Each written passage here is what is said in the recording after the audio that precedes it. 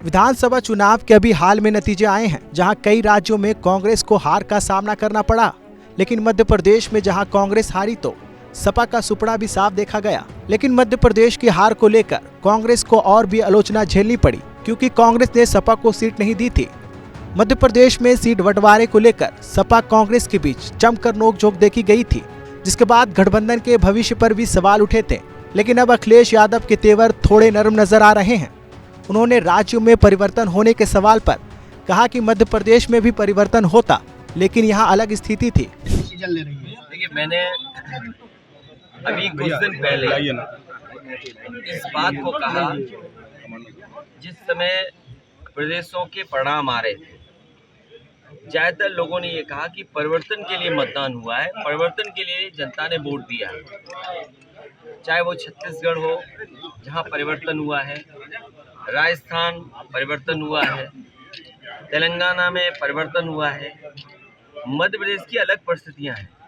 मध्य प्रदेश में दूसरे तरह की परिस्थितियां होती तो परिवर्तन वहाँ भी दिखता। ज़्यादातर जो लोग हैं जिन्होंने बातें रखी हैं चुनाव के परिणामों पर, उन्होंने यही कहा कि परिवर्तन का मतदान हुआ है, परिवर्तन का वोट है।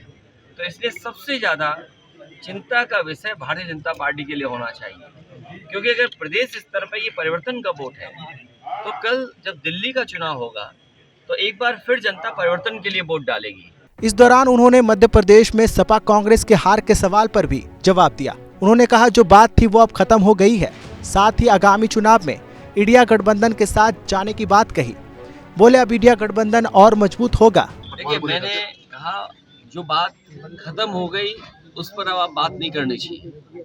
आगे आने वाले समय में इन परिणामों के बाद इंडिया गठबंधन और मजबूत होगा। इसके साथ ही अखिलेश यादव ने एक बार फिर से यूपी में सबसे ज्यादा सीटें जीतने का दावा कर दिया है।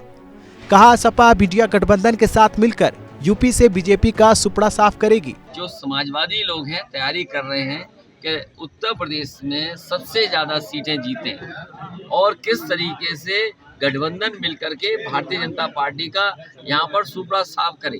अखिलेश के इस बयान से ही समझ में आया कि अब वो कांग्रेस के प्रति नरमी बरत रहे हैं और बार बार गठबंधन की मजबूती की बात कर रहे हैं। लगता है चुनावी नतीजों से अखिलेश समझ चुके हैं कि अगर साथ नहीं चलेंगे तो हाल दोनों का ही खराब होना है। इसका उदाहरण उन्हें मध्य प्रदेश में देखने को मिल गया।